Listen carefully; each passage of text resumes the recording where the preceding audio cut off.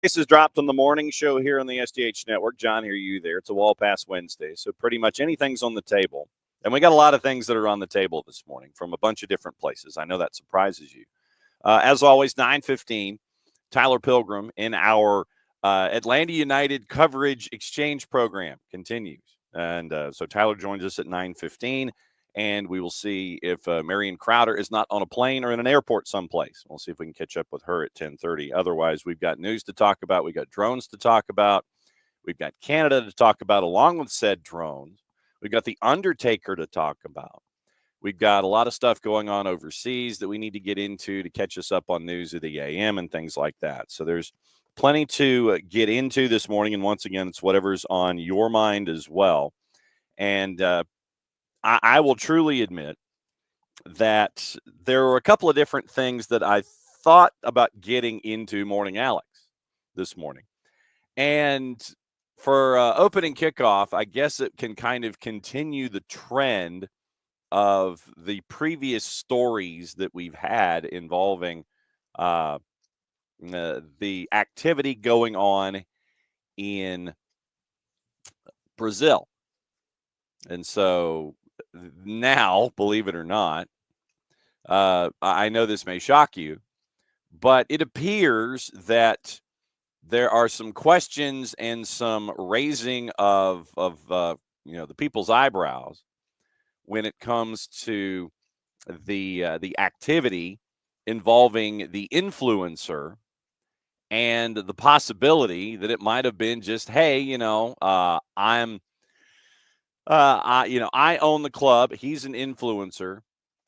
And I think that he needs to be a part of what's going on. Deportiva Riestra. Let me see. I want to get the wording correct when it comes to everything that we've been discussing involving the the influencer known as Spreen. So Spreen will be opening kickoff here in a sec. Speaking of opening kickoff, it's brought to us by our friends at Kickoff Coffee and kickoffcoffeeco.com. That's your QR code. For those of you who are hanging out with us and watching us on the video version, however you are doing so, it's on the Twitch, on the 280-character app, and on the YouTube. So you hit that QR code.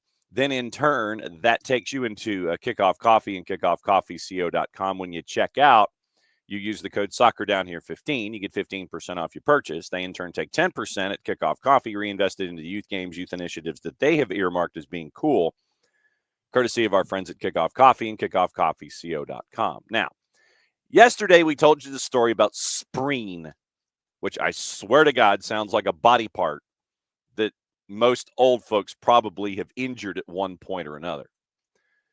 Now we hear from Reuters the following. The Argentine Justice Department launched an investigation yesterday into potential links to illegal sports betting after Deportivo Riestra fielded an influencer in their 1-1 draw with leaders Vélez Sarsfield. Riestra, remember, started Ivan Buhayruk, better known as Spreen, who has more than 7 million subscribers on YouTube, started him as a striker before Christian Fabiani, the head coach, subbed him off after only 50 seconds in the match on Monday. The 24-year-old had no professional football experience, but the Buenos Aires club gave him a professional contract and registered him with the Argentine FA back in February. Quote, the Specialized Prosecutor's Office on Gambling initiated a case to investigate whether the Deportivo Riestra coach, Christian Fabiani, and the influencer Ivan Buhayruk had the intention of attracting gamblers on illegal platforms. The public prosecutor's office said in a statement. This is courtesy of our friends at Reuters. The club declined to comment when contacted by Reuters about the betting investigation. The AFA said it had opened proceedings through its ethics tribunal as it considered the inclusion of Spreen could involve, quote, conduct likely to damage the reputation and integrity of Argentine football, end quote. And when did we start putting the periods after the closed quotation marks? I always grew up that when you had a quote and the end of a sentence, it was period, closed quotation. Now I'm seeing more closed quotation, period. When did that change? Curious.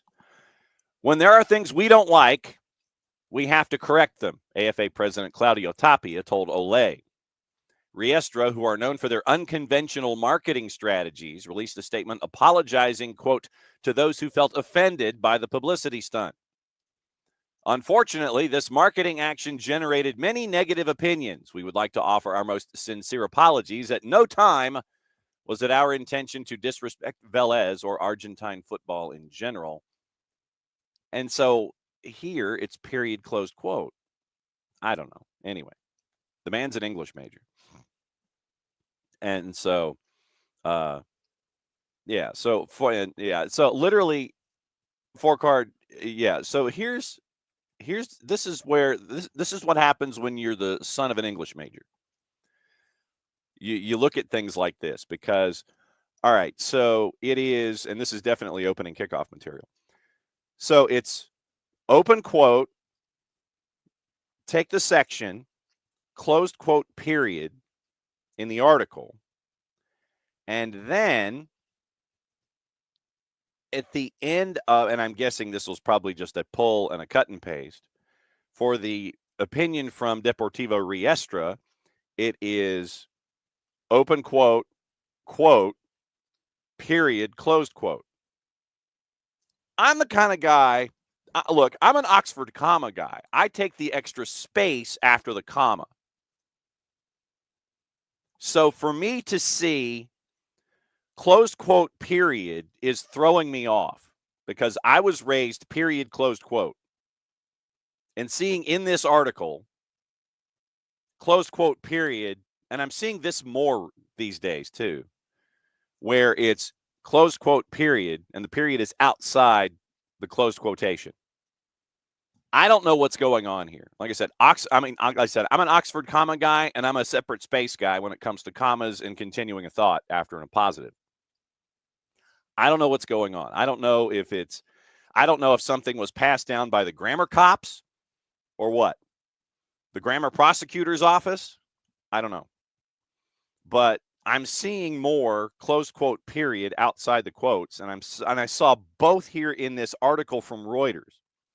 So if anybody knows anyone at Reuters, could you please ask them what's going on? I'm just saying. I'm looking at both occurring in this article. Closed quote period and period closed quote within 4 paragraphs of each other. 4 sentences, really, but they consider them as paragraphs. Anyway, the Ethics Tribunal is hot about Deportivo Riestra, the head coach, and Spreen. Played less than a minute in the match against Vélez Sarsfield. It was a 1-1 draw. So, lesson learned here, maybe. When it comes to being an influencer, be careful what you wish for, but I will guarantee you this. Spreen probably gained more subscribers on YouTube and all of his social media for doing this, regardless of what the club had to say about it the day after the event, and especially now that the Justice Department in Argentina has launched an investigation into it for possible shenanigans that could have led to folks with undue influence and taking advantage of the said situation. So, like, literally, you start Spreen and you end up with a draw. Actually, tell you what, let's go to the juice boxes and see what's going on here. All right, so let me see what the juice boxes were, but the only thing is I don't know the range of what happened with juice boxes. So results. So let's click on results. Deportivo Riestra was a plus 596 home dog. The draw was a plus 288, and Vélez Sarsfield was a minus 189 as a road favorite in this match. We will definitely talk to our buddy Nino Torres about this tomorrow when Nino comes and joins us to go fully loaded to start hour number 2. But when you're a plus 596 dog at home and you start an influencer for the first minute of the game and you end up with a 1-1 draw, and then, by the way, our friends at Deportivo Riestra, the heart of the table, they're 9th. They've drawn 4 in a row. And so Vela Sarsfield, by the way, top of the table. And they've drawn 4 of 5. So I think the people's eyebrow was raised in Argentina, especially when you start somebody named Spreen, who's an influencer. But I'll guarantee you this. Spreen probably got more follows. He probably got a spike after the match because people, I'm sure, were either mad that dude got the start, had no experience in professional soccer whatsoever. So I'm guessing his 7 million followers on the YouTube's probably increased, and the number of followers or people who felt compelled to voice their opinion about Spreen starting for Deportivo Riestra, because the owner owns the club and the energy drink across the chest. So anyway, that's where we are. All right, so it's 9:16. That's opening kickoff, by the way. Brought to us by our friends at Kickoff Coffee and kickoffcoffeeco.com. That's your QR code for those of you who are hanging out with us on Twitch, on the YouTubes, or on the 280 character app this morning. Don't forget, hit that QR code. Start your day with Kickoff Coffee. Use the code SoccerDownHere15. You get 15% off your purchase. They, in turn, take 10%, reinvest at youth games, youth initiatives. Very, very cool stuff from our friends at Kickoff Coffee and kickoffcoffeeco.com. Speaking of cool stuff, our friends at Grady Baby. Grady Baby and Grady Baby I think it's GradyBabyCO.com. You get this, you get the t-shirt, you get the sweatshirt where it says soccer is just better in Atlanta. You can get it in black, you can get it in red. It helps out middle school soccer. Portion of the proceeds go help out middle school soccer programs tied to Atlanta Public Schools. So Grady Baby, soccer is just better in Atlanta. Get the gear, help out middle school soccer. Okay, there you go. All right, I'm bringing Tyler in now. All right, so Tyler, do you know, since you are younger and far more hip than I am, have you ever heard of Spreen? I cannot say I've heard of Spreen. Okay, because he's an alleged influencer and has like 7 million followers on YouTube and started a match in Argentina, and now the Argentine Justice Department is raising questions in the people's eyebrow about having an influencer with no soccer experience starting a match as a promotional opportunity in Argentina. So, Spreen started. I mean, if the club wanted him to play, who cares? Well, maybe the folks that are tied to the juice boxes, and that was why I brought it up, because they were a large dog at home. They were a minus 596. The draw was a plus 281 in the composite, and the match ended up as a 1-1 draw. So you got wink, wink, nudge, nudge. How'd you do against the team at the top of the table? And you, as the home massive dog, started Spreen, a YouTube influencer, and played him for 50 seconds before you burned a window and you burned a sub. I don't know how many sub windows you have in Argentina, but it was just it was odd to begin with. And now when the Argentine Justice Department's kind of sitting there going, bruh, or fam. I don't know if it was a singular or a plural request, but now we have the Argentine Justice Department raising the people's eyebrow over starting Spreen if you were Deportivo Riestra. So that was opening kickoff this morning. Yeah, the people who are in charge of dealing with the monies absolutely had something to say, because why in the world does the government need to get involved in our little soccer game? Like, I've heard of speed. I've never heard of Spreen. I almost said spleen. Well, that's what that for me when I first heard about dude. I'm like, that sounds like a body part that an old guy would sprain. So I mean, yeah, I've heard of sprain. I've heard of spleen, but I've never heard of nope. Spreen. To be fair, and this is not a knock on the young man at all. I didn't know who in the world the influencer was that hit the golden spike earlier this year in Atlanta. You ain't looking at me for that. Hey, apparently he's doing quite well. I wish he would toss some of those subscribers our way on YouTube. But I just look, some of them, you see more than others. I don't know who that guy was. Yes. Nor do I know who Spring Scene is. Yes. Yeah. So I'm not hip. No, well, I have not been hip for quite some time. So but no, that was opening kickoff this morning. It was either that or Undertaker modeling the third jersey for Genoa. That is now. Yeah, that was out of left field. Well, and I will say this: I'll give Genoa credit, A, for the marketing budget, and B, that jersey's pretty sweet. I'll give him credit for that. Traditionally, for me, anything in the darker colors where I can mask spilling something, that's always a good thing for me. But yeah, the Undertaker modeling Genoa's third jersey. Rita Ora apparently did it last year, and so now they have Undertaker doing it this year. So I was torn as to what opening kickoff was going to be. It was either going to be Undertaker or Argentina, and I went with Spreen and Argentina. You had options this morning for sure. Yes, there's a lot of stuff happening over the past 24 hours. Yeah, you ain't kidding, brother. All right, so everybody in the chat. Yes, MLS Monday. How was your MLS Monday after knocking off Messi and friends? How was that for those that have not had the chance to catch the replay? I had to spend Sunday with very, very minimal speaking because I had no voice.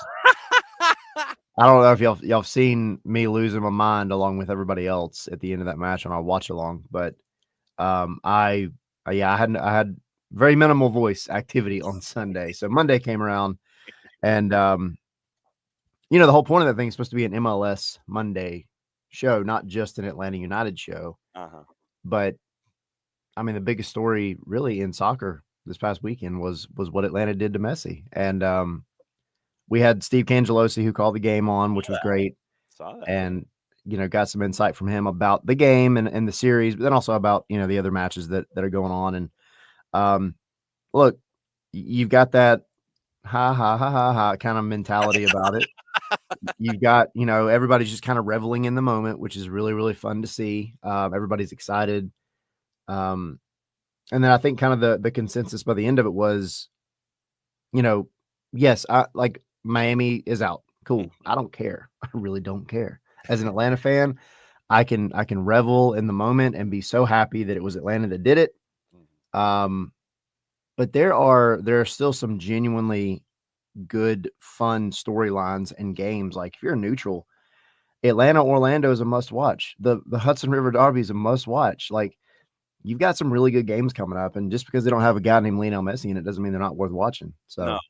And in the West, if chalk happens, then you end up with El Trafico for a possible Western Conference final. Yep. There's lots of cool things happening.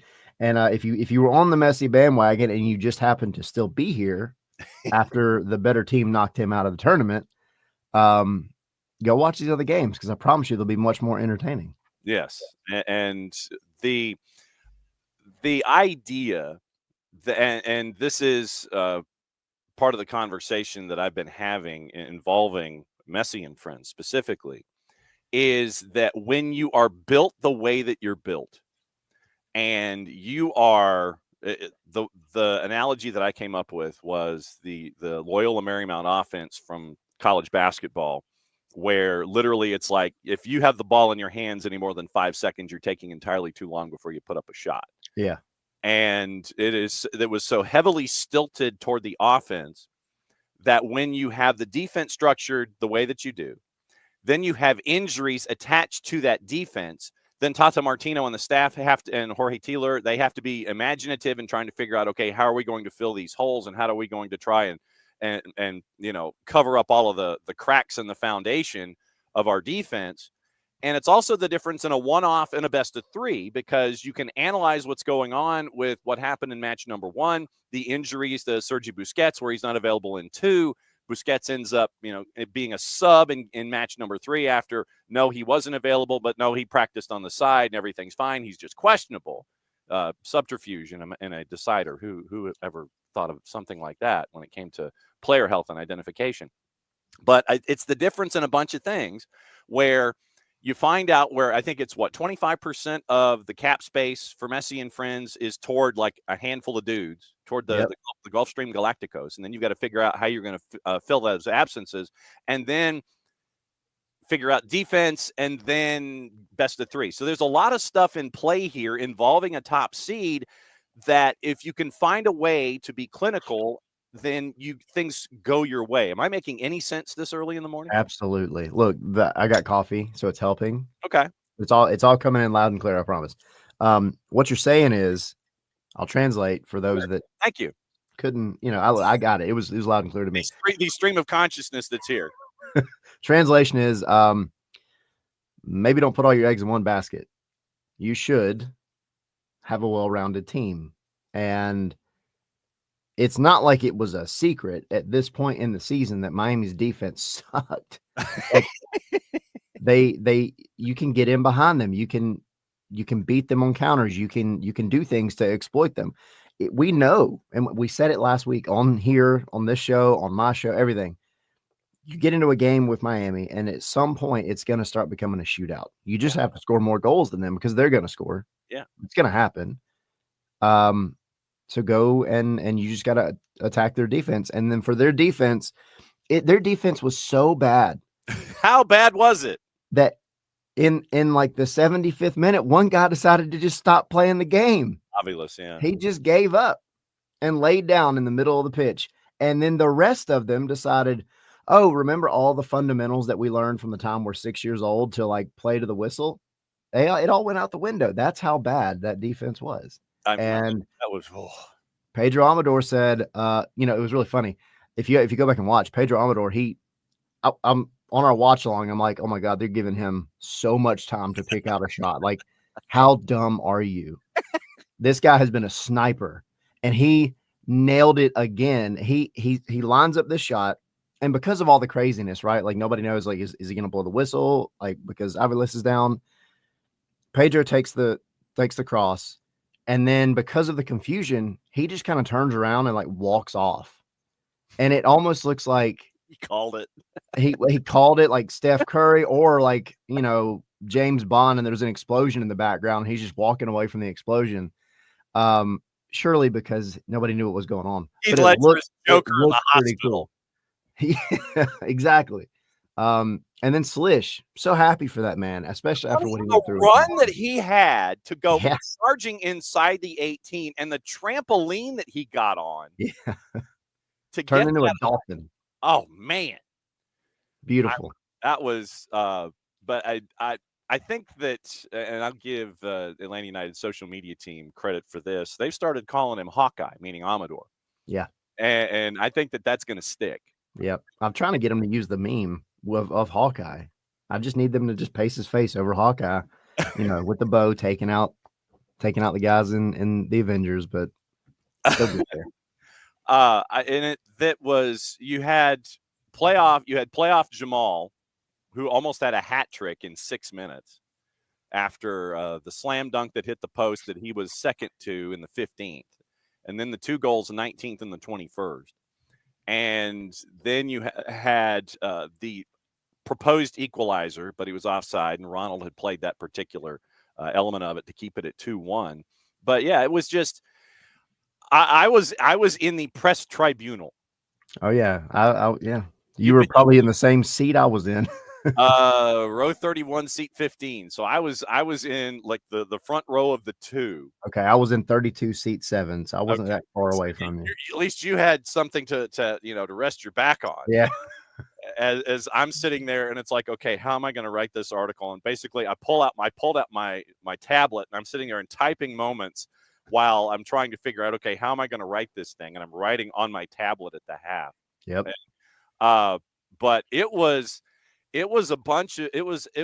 a sold out house, but it was like almost like a Laker game or a Dodger game where everybody just kind of showed up right before kickoff, and then the place finally filled in. That's what happened when I was down there. It was kind of weird. Like at opening, or right before opening whistle, I was like, there are empty seats in this stadium. Mm-hmm. And then this is messy, and it's a playoff game. Like, what are we doing? And then they filled in pretty shortly thereafter, but I was a little surprised. But you had a lot of folks who, in the second half, down 2-1, first off, when you had the goal called offside, that was the equalizer in the first half, they didn't want to hear it. But it's like you look at it and you go, no, dude was like a full head and shoulders offside behind Ronald at the point of impact. Yep. Then in the second half, as things got more desperate, when you had, I guess, how do we phrase this? The aggressiveness of Inter Miami on the field, where I think it was a whistle optional second half at points when it came to calling fouls. Yeah. That's a nice way of putting it. Whistle optional, yes. And the one moment that sticks with me as they're chasing after that equalizer is the late combination where I think it was Redondo cleared out Jay Fortune. Yep. Literally just forearm shiver to the back. Jay goes down, and it's just kind of like, nah. And then Messi, who never dives. Yep. Basically, it was a softie, and he just kind of was like, and then, whistle, bang, set piece, Yeah, you can get all the black helicopters out you want when it came to that second half and Messi and friends chasing after that equalizer because nothing was called. And I mean, nothing was called. I had people in comments and they were like, it's so ridiculous. The referees have been in everybody else's pocket all season. And I'm like, are you trolling or like, do you actually believe that? Seriously? They were saying that on the watch along? No. This was after the fact. This was after it was all said and done.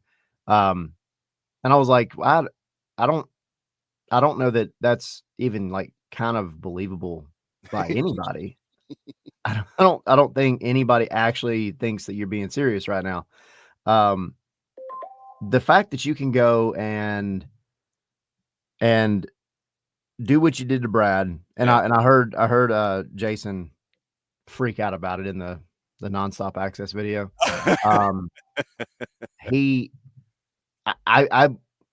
I'm surprised he didn't come up swinging, and it looked like he wanted to.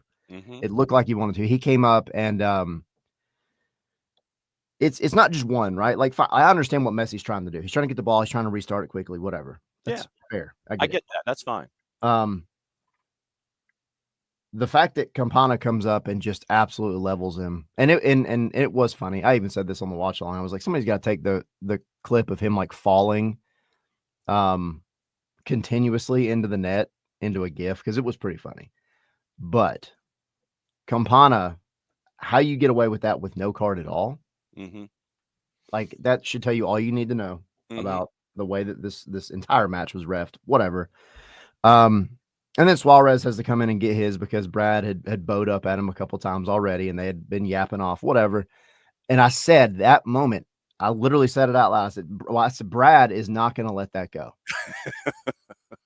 But I didn't realize that the whole team wasn't going to I was hoping the whole team wasn't going to let it go. Mm-hmm. I was hoping that, that you're going to see some retribution in some way, shape, or form. And it came with the goal, I think. I mean, go back to game one, right? And I mentioned it when I was there. I saw, when Stian Gregerson went down, Messi ultimately ended up playing the ball out. Yeah. And it was cool. It was a very sportsmanlike thing to do. Yeah. At that point, you had two teams that had just been playing a soccer game. But after what you did to Brad in the goal, you're not as an Atlanta player, you're not obligated to stop that play. You don't have to. And after what you just did to my goalkeeper, I'm not stopping. I don't care. And you ultimately ended up with basically a training ground set piece with one of the best left foots in the league. Sorry, Messi, to a guy that does not like to lose. And he found like a different level of up to put the ball in the back of the net. And I almost wish that they had gloated a little bit more. I wish they had ran up to Suarez and got in his face and Campana and got in his face. Too much time on the clock. You can't do that knowing what the situation was. Yeah. If you're not going to get a whistle, then you can't bow up in somebody's grill knowing full well that they're going to want to push. And because there was that one scrum just outside the 18, I want to say, where Jay was a part of it, and it started out as a 3-on-1. Then you end up with a couple of Atlanta United players getting in there. It's like a 3-on-3. Then it goes to 5-on-3.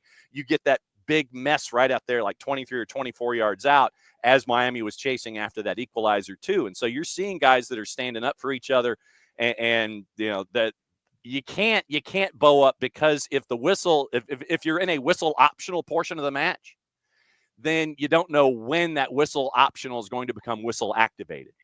Yeah. And so you can't take that chance. And the way to do it at the end is sit there and point up and go scoreboard. Literally that's what you end up doing. Oh, and by the way, were you talking about this moment? There's a cross by Weigand to the back post, header score. It's the little guy. Brad Gazan got thrown into his own goal. Yes, he did. Now, unbelievable. It's after the goal. The goal will count by Messi. Well, there'll be a red card in that because Brad was trying to get the ball and he was thrown into his net. There better be a red card because Brad Kazan got thrown into his goal. And if that happened the other way, Atlanta would be playing with Dan. He's going chest to chest with Lucas Spalla. Spalla now going forehead to forehead into Brad Kazan. This will do nothing to negate the goal, but should there be a red card in that for violent conduct? It's Messi's first goal of the playoffs. It's a well-placed header to equalize it, too. But Brad should be furious. Messi runs into Brad trying to get the ball. That's not it. It's the second one from Campana, who just shoves Brad Kazan into the back of the goal, and he's going to get away with it because he's wearing a pink shirt. He won't even get a yellow card. Unbelievable. That moment? That was it. And good for Jason for calling it like it is, because it was absolute garbage refereeing. I mean, and I get it, like that's what you're dealing with. I hate to be the guy that sits here and talks about, oh my God, referees in Miami. Like it's so frustrating. Mm-hmm. But I don't care whether it's intentional or it's like some kind of unconscious bias. I don't care. He's exactly right. Had that gone the other way, had it been any other team in this league, it would have been an instant red card, at least a yellow, and a very stern talking to.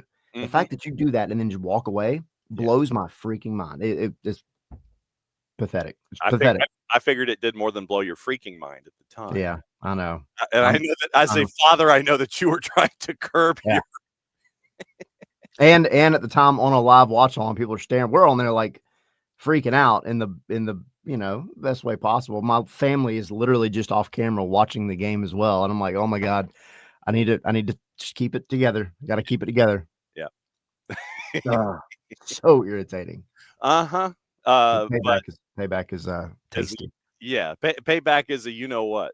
Yeah. And it didn't register to me until Mike said it in that particular moment that was Messi's first goal of the series. Yep.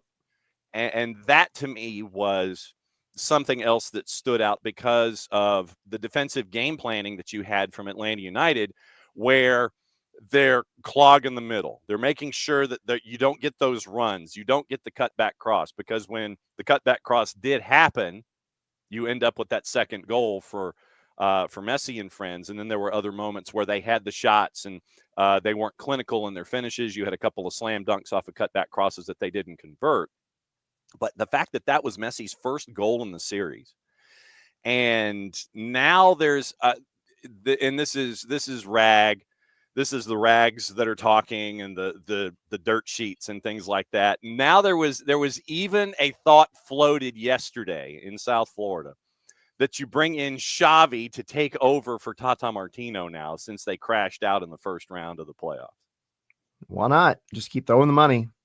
You bring in someone dismissed from Barca to take over for someone who coached at Barca. Literally, I looked at that and I'm like, oh my God, you've got to be kidding. We had the watch along, and it was like a I don't know what you want to call it, a dual watch along, where we were streaming with the Battered Herons down in Miami. Okay. And admittedly, Danny was outnumbered the because double-sided watch along. Okay. Yeah, some of his cohorts were actually at the game, and which is why at the very end, when the final whistle finally blows, there are four of us surrounding him, and he's just staring at his screen in kind of like that reverse 28-3 disbelief, and we're just freaking out.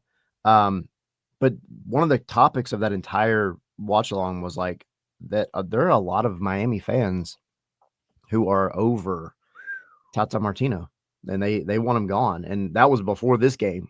And so as an Atlanta, fan, it's hard to kind of look at anybody hating on Tata unless he's involved with the Mexican national team and saying, well, he's not a good coach. He had rough times with the national team. It is what it is. I don't know that you can put all of this on him, though. Like, he has no defense. He has a guy that decided to lay down in the middle of a play in a playoff game. Like, yeah, we can call that coaching, but like, that's just not being a good football player at that moment in time and doing something really dumb. And then your team doing something really dumb. Those are fundamentals that are taught when you're way, way younger than the moment you start playing for a professional soccer team like Miami. Mm-hmm. But yes, I could see them moving on from Tata and bringing in a guy like Xavi they're going to go get the biggest name possible. Again, that's in the playbook. Oh yeah. And that they don't have cap space to deal with, so they can spend as much money as they want to. Yes, they can bring in whomever they wish when it comes to trying to do something like that. Yesterday, I don't know. You may have heard about this individual named Garth Lagerwey, and Garth had an appearance on 92.9 The Game, and it was on their midday show, and we ran through the quote that Garth had on 92.9 The Game. So look, for those that might have missed yesterday on either a 92.9 The Game or here on the morning show, here was what Garth said in the conversation on 92.9 The Game. Quote, he was talking about Rob, and so Rob was a part of the discussion. And that was something that he's been through in 2016, where it was the end of Siggy Schmidt, and then you bring in Brian Schmetzer, and that was the Rob Valentino parallel. Quote, look, we were not going to win anything with that group. With the personalities in that locker room and the mentality that we had, we were not going to win any titles, and we knew it. And so we wanted to maximize the resources that we could take out of that group. And that's when we moved on from some players. ... At the end of the day, we got in, we have a chance, and now we're taking advantage of it with a group that believes in itself and is much better put together. And that's a real credit to Rob Valentino and his staff and the players. Paragraph. We had some folks who weren't committed to being in Atlanta long-term. It's as simple as that. And they were looking for their next move. And there's nothing wrong with that. That's part of pro sports. There's no emotion behind that, but they didn't want to be here long-term. So we needed to get guys here who were committed, end quote. That was, Garth has never been one really to pull punches when it comes to any kind of appearance or interview situation. And so he pulled back the curtain a little bit on this season after the win in the opening round, best of three. So we got to find out what's behind the curtain a little bit when it came to this 2024 season. I think, you look at back at the beginning of this season, which it seems like forever ago, right? It seems like it was so long ago. He's literally saying what I think a lot of fans saw in some ways with certain players. And I mean, we all knew Almada was on his way out. Like, we've known that for a year and a half before he actually left. Mm-hmm. It was just a matter of which transfer window was it going to be. Yeah. Caleb could have been any time, but I don't think there was any question that Caleb was committed to Atlanta United. I mean, he grew up here. This is his team. Yeah. When Chelsea comes at you with 8 figures, what are you going to sit there and right? Go, like, well, no. Right. I'm taking all that money. Let's go. Mm-hmm. But and then you have Giakoumakis, right? That's the big one. That's the one everybody kind of points back to. And we would see him and talk to him in the locker room, and he had his own way of doing things and his kind of own way about him. But I think when you start coupling in everything that happened around that time, right? Like we know he wanted more money. Mm-hmm. Fair enough. I get it. But you couldn't stay healthy. And some players, I don't know if this is what happened, but some players just cannot accept the fact that they don't have much of a leg to stand on. No pun intended. Yes. Yeah. When you're injured often and you're still asking for money, and it's not even like at the time, every minute he spent on the pitch was as successful as it was the previous year. Mm-hmm. So, he starts looking for the extra money. Fair enough. Get it. But then when he leaves, it takes, what was it, like a week and a half before he finally says bye to the Atlanta fans. It's little things like that could mean nothing. But then when you start putting it all into the picture, it's like, all right, well, maybe there was some stuff going on there that nobody is ever going to really know, right? Like, I've heard things, seen things that you can't really go and say definitively, like, this is pointing to this particular player, but it kind of feels that way. Yeah, you end up with a little bit of A plus B equals C, and then you have a moment like this in his first press conference. So since Cruz Azul showed some interest in me, I started following all the games. I watched all the playoffs, quarterfinals, semifinals, finals, every single game, and I think the level here is higher. So I was really excited. I wanted to make it happen, and Cruz Azul showed me how much they want me, and that was a crucial factor for me to make my decision. Cruz Azul for sure is a team that I think is a level higher MLS for sure, and it's a team that is chasing records, chasing trophies, and is a winner. They try to win always, every single trophy. So for me, I love to work for these teams, to play for these teams, because the expectations are high. Your motivation has to be always there, and it's not okay to lose. Sometimes that's a bad thing in MLS, that it's okay to lose some games, and I hate it. It's okay to lose. It's okay. It's okay to lose in Major League Soccer. I knew there was a reason that I kept that in my board. Morning show. I knew there was a reason that I kept that, and then what Garth said popped up yesterday on his segment on 92.9 The Game. I'm like, aha! It all came full circle. We talked about it. We broke it down back then, but it definitely, and it just goes back to what I said a minute ago. Like, you take all these individual things that have happened and that we've reported, all of us have reported, we've seen over the past, year and a half before he left, and then take that, like, all these are just little bits and pieces that you can put together and say, like, if they were in a bubble, it'd be like, all right, well, that was like a stupid thing to say.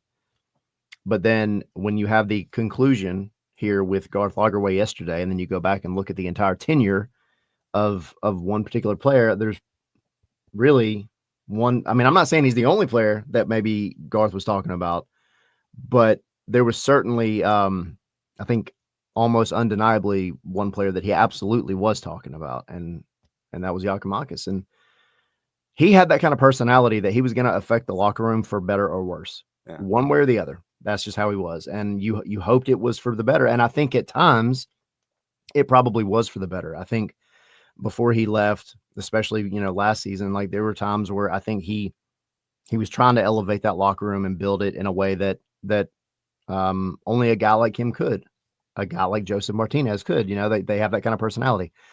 But I get what Garth is saying. Like, you want people that are committed to be in Atlanta. You want, and I know Joseph said it back then, and Joseph still harbors a lot of love for this city, but you want people who want to come to Atlanta and it be their Barcelona or their Madrid or their, Man City, whatever,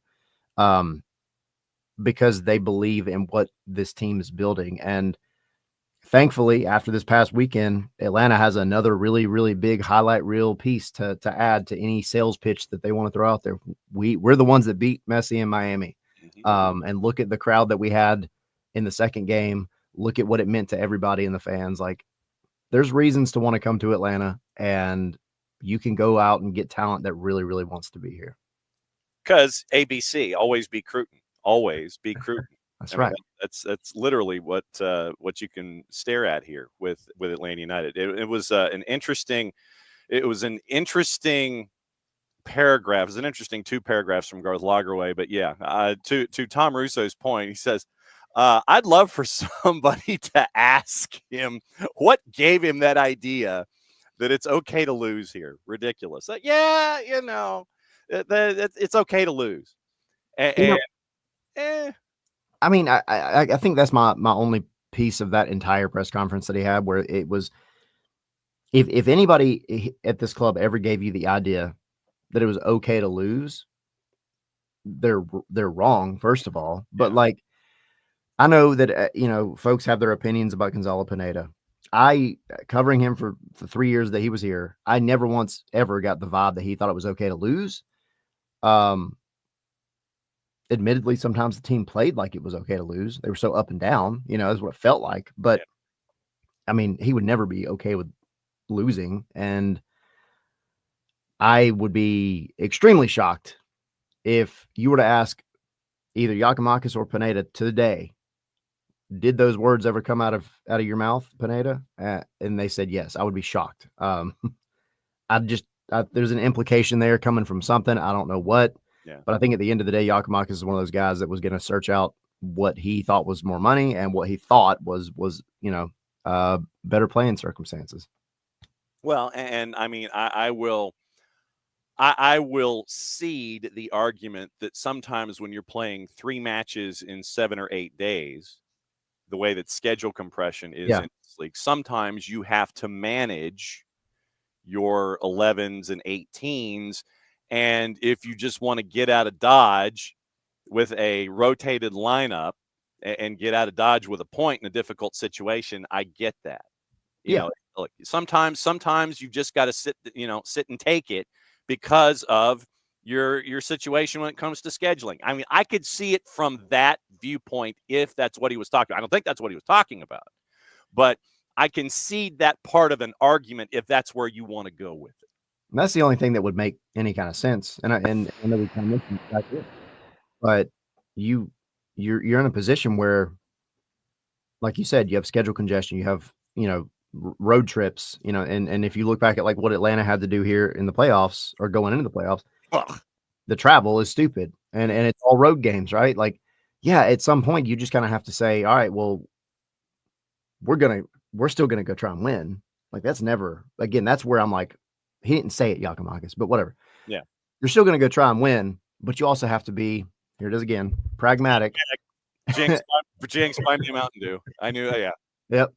And just deal with it and try to come out with something. But in no way, shape, or form should that ever be translated as, yeah, let's go not win. Yeah. If that was the idea, like save yourself the freaking plane trip and get some rest and lose it by default 3-0. Be done with it. That's stupid. Well, we'll send some youngins up there. You can sit tight, and we'll send like some academies and U18s and sit there. Yeah. It'll be a rotated. You want rotated roster? Then that's fine. Rotated roster. You stay at home and put your feet up and get healthy for the game on the weekend. Exactly. It's I'm gonna tease and support your programming here. What other fun stuff was it like when you grabbed Kanji Man to talk about everything going on with Major League Soccer? What was the rest of that conversation like? So a lot of it again was just Atlanta, Miami. He kind of talked a lot about the storylines similar to what I said a minute ago, but he talked about how, the clip is out there. I forget his words exactly, but there's something really, really special building in Atlanta with kind of this underdog story. And it was never supposed to be an underdog story, right? But Atlanta has. This isn't dodgeball, brother, except for maybe Brad, who can handle it with his hands. Exactly. But no, we talked a little bit about that, and we jumped over to the Jim Curtin news, because he has a lot of history with Philly, and then of course the Red Bulls and kind of the ins and outs of what's going on up there. And that was a really good conversation. Talked about the upcoming Hudson River Derby and kind of what it could play out like. And then we touched on LAFC and Seattle because that's intriguing to me. And I said this to him that night. Out of the 4 that are coming up, Galaxy Minnesota to me is like the least intriguing. Understood. It's a 6 seed versus a 2. And yeah, but then you have the Atlanta factor of like, but Minnesota could do what Atlanta just did and really, really upset a lot of people. And if you get a hot Dane St. Clair, then to frustrate the Killer Peas, then you could have that moment. Yeah. So we talked about everything, and Steve is great because he's called so many. He's one of those very veteran Apple TV announcers who's called so many games in so many places too. He's not typically stuck necessarily to one team like a lot of them are. Yeah. So it was just a great chat. It was about an hour with him. Had a lot of fun. He's always a good guy. So. Yeah. Kanji Man and Danny, they really are a good pairing that they have there at Apple TV. Jim Curtin, and we have the discussion because of Rich Ransom, one of our A-listers who's from Philly, and we get to circle back and have the discussion about Philadelphia a lot. And according to Jonathan Tannenwald, his conversations with Ernst Tanner, Tanner and Curtin, they weren't singing on the same page, and I think Jim Curtin was looking for a salary increase, years, those kinds of things, and Tanner was just kind of like, nah, fam, it's not going to go. And they had a long discussion about signing a contract extension that didn't go anywhere. And so at the end of the day, you take your emo librarian that wanders the pitch side there in Chester, and it's just like, okay, it's the end of an era. I will be intrigued to see where Philadelphia goes, but my gut tells me that what they're going to do is meeting their financial situation. I think they're probably just going to bring Marlon LeBlanc up from Philadelphia Union 2, who made it to the last game of the year in MLS Next Pro, because he knows the guys, because he knows the system. He knows all of the young talent that's there, built through the academy. He's familiar with the academy. I'm guessing they just promote LeBlanc and turn him into the man in charge. That's my gut. Yeah, and that's kind of one of the topics we touched on. Of course, everybody at this point, it's just like Atlanta. Everybody has their own ideas and opinions of who it should be or could be or whatever.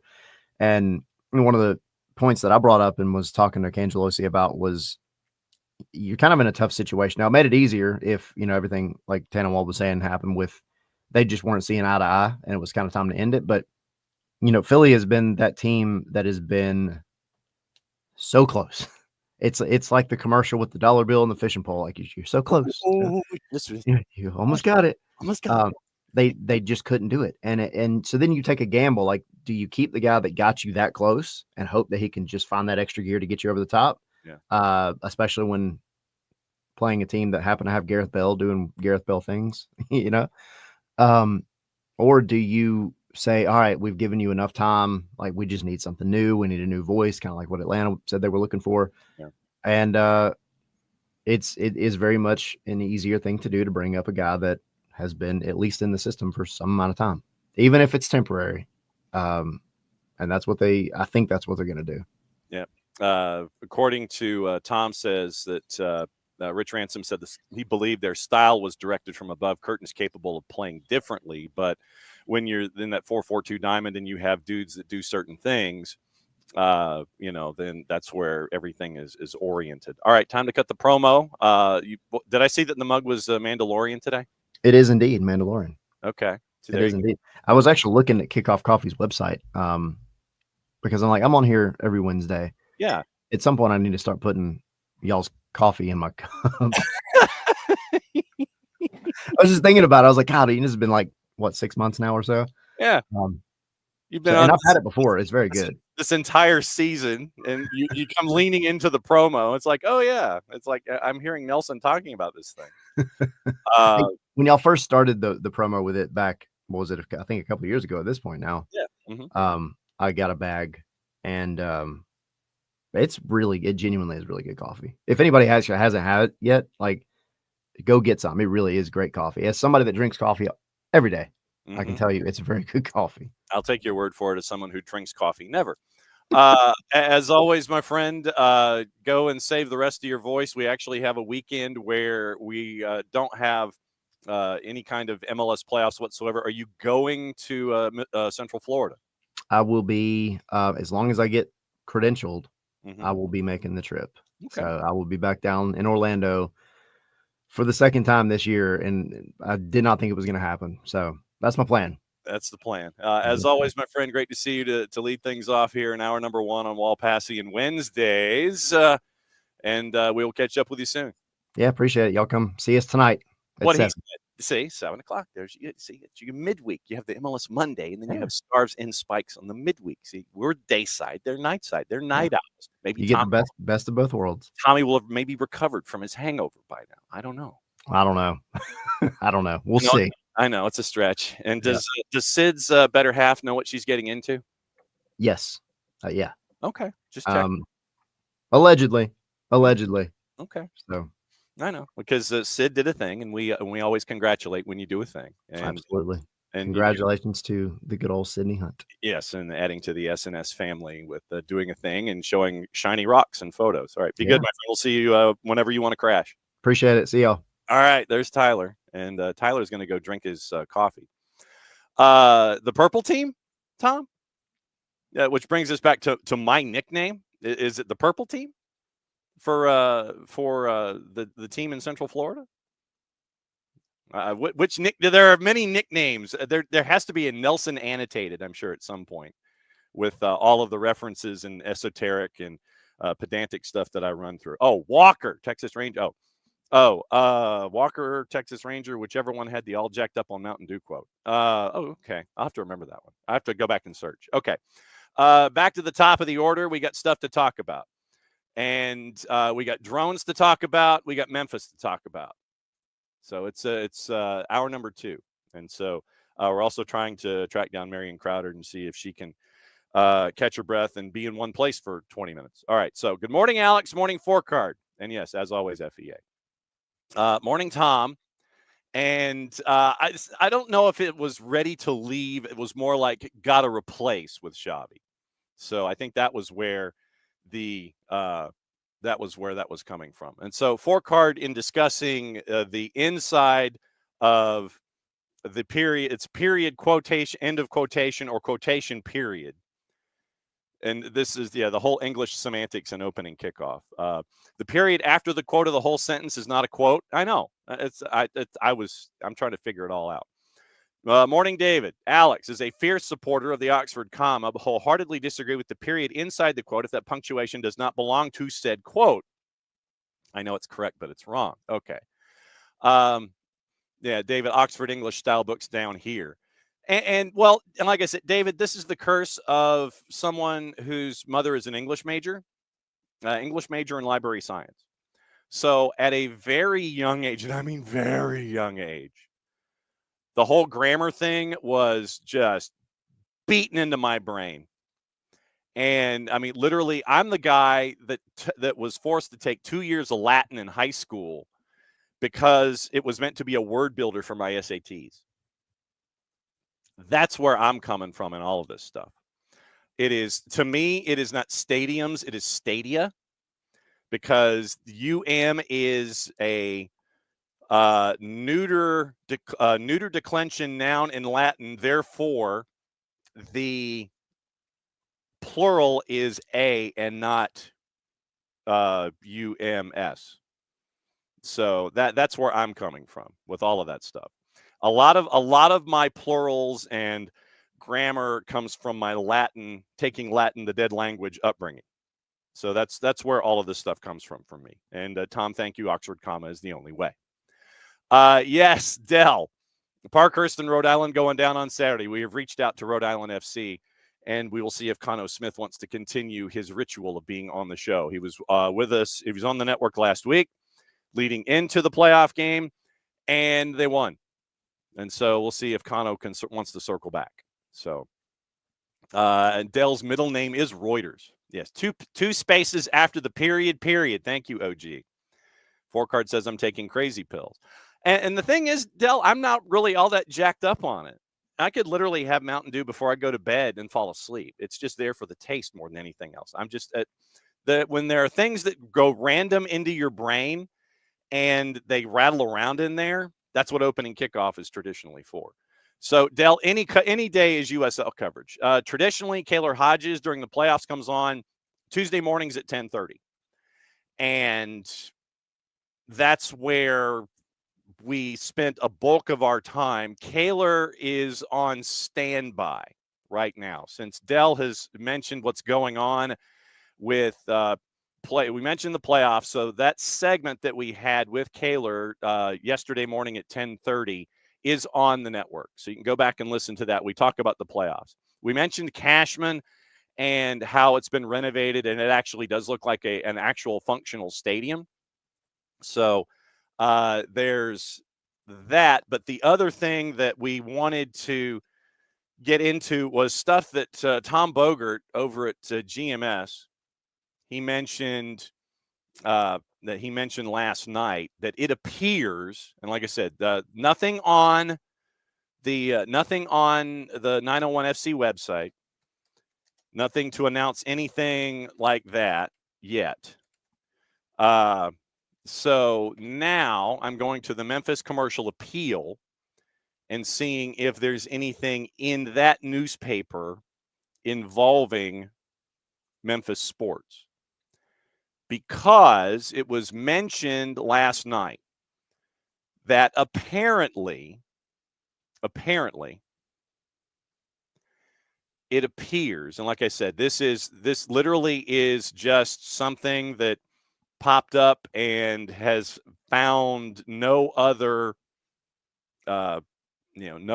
backing or anything like that. So Tom Bogert yesterday on his 280 character app mentioned that it appears, like I said, it appears that Memphis 901 is transferring their franchise rights to Santa Barbara Sky. Santa Barbara Sky was supposed to be in, I want to say, League 1 and 26. They're getting all of their ducks in a row when it comes to their stadium issues and things like that. So sources told Bogert last night. So it would have been 8 o'clock Eastern last night. Memphis 901 is transferring their franchise rights to Santa Barbara. The league approved the transfer. So once again, you go to USL Championship, you go to uslchampionship.com. You see no notes on that whatsoever. No notes on that whatsoever. Eastern Conference still has their 12. Western Conference still has their 12, including Memphis 901. There is other news. The Roots removed the interim tag and appointed Gavin Glitton as their head coach for 24. Sacramento City Council unanimously passed the Republic Stadium term sheet for the 12 to 15,000 seat stadium that they were looking for. Next step forward following the public announcement of the plan. Nothing on the USL Championship website. Nothing in the Memphis commercial appeal. Nothing on the Memphis 901 FC website. That's where we are. All we have right now is this report from Tom Bogert. And we will bring in Bart tomorrow to discuss this in hour number 1. And Kaylor Hodges from the USL show the bat signal is ready to trigger if this goes further than where it is. Transfer is effective immediately, according to Bogert, meaning Memphis will not continue playing next season. Santa Barbara set to begin play in 26. Official announcement is expected today, according to Bogert. Memphis will transfer their rights due to not being able to find a viable stadium solution. And for those that know about the stadium situation, they play at AutoZone Park. So it's another baseball stadium that has a soccer field element converted into it. And you've seen the video and the highlights and things like that. So Santa Barbara was set to become a USL League One expansion side, but will instead join the championship. Those that talked to Bogert have not closed the door on the Memphis market, but any potential new owners would have to pay an expansion fee or acquire league rights from another market should the city be interested in returning to the USL. 2024 season ended with the quarterfinal loss in the goal in AET to Orange County. So Memphis debuted back in 2019. That is all we know. Legitimately, that is all we know about the situation. So that's what you're staring at involving Memphis 901. The report from Bogert is the only thing out there. Nothing from the commercial appeal, nothing USL Championship, nothing Memphis 901, nothing on any of the league platforms yet. The only report is Tom Bogert and GMS. Talk about it more tomorrow when we know more. And my guess is that if there's going to be an announcement from the league, it will come after we are off the air, as it traditionally does. That's just how they work. Morning, Dell. Morning, Abby. Abby's off to a quick visit before a travel meeting for the Purple team. And yes, every time I say spreen, you drink. Absolutely true. Now, I don't do coffee with butter. That's Javi Armas. That's Javi Armas who does that. Yeah, definitely. That's Javi Armas. So, morning, Sean. Good to see that you're watching on the YouTubes. And yes, we got into the S-housery and the flat-out bullying that happened that didn't get a whistle from Lucas Zapala. Not at all. And Tom is saying that Leo Campagna needs to receive the perpetual boo with every touch next season. And Dell is like, the ref had a line to the Garber in his earpiece. And Sean, did we not talk about how Suarez had a shot at the Brad save and just brain farted, let the ball roll out? Yeah, late where I think that was the Superman pose with Brad, I think late. And so we'll see what happens there. Morning Pars, always talking about game state. Amador's continuing to play. Just that. You didn't hear no whistle. I didn't hear no whistle. You kept playing because there wasn't any whistle. Jason's rage is amazing. By the way, thanks to 92.9, the game on the Odyssey app. Imagine stealing his laundry at the laundromat. That would be crazy. Yeah, catch and Sean. Yeah, if that was the prim. Oh my God, that would be out of control. And Soccer for Good OG. Good morning. Another perfect example of why other teams in MLS resent Miami. And yes, Inter Barcelona. And Tata hasn't been particularly known for his tactical flexibility with the OG. And and when you have injuries, I mean, you had Jordi Alba playing in an advanced position. It ended up being more like a 3-4-3 instead of a 4-3-3 or a 4-4-2 with Messi and Suarez up top, where you brought Redondo forward. You would bring Alba forward. Jordi Alba was the one who would really play in the advanced positions, and so it was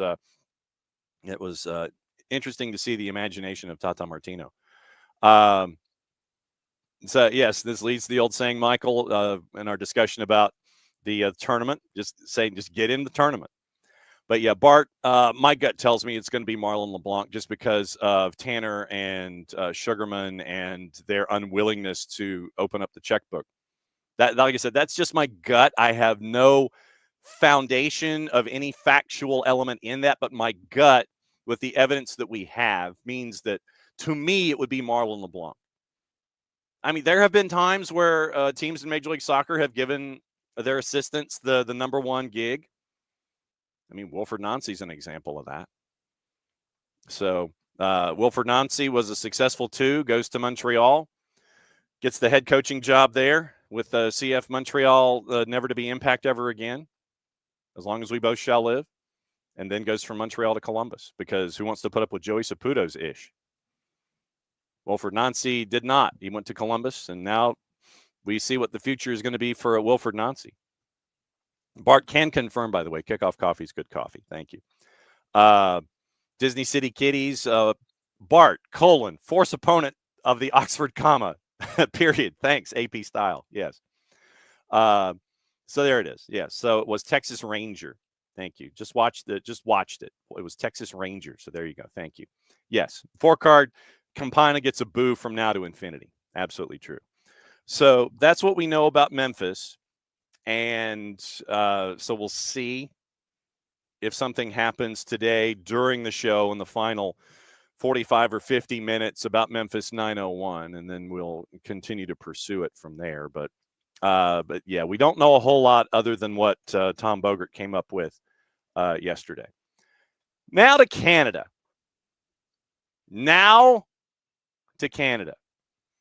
And let's just say it got really interesting yesterday. We discussed the investigation before the findings came out.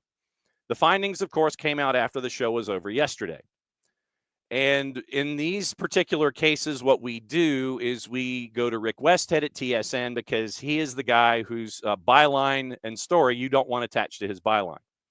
So we go to Rick Westhead from his story from yesterday afternoon. Canada women's soccer head coach Bev Priestman and assistant coach Jasmine Mander, quote, directed, approved, and condoned, end quote.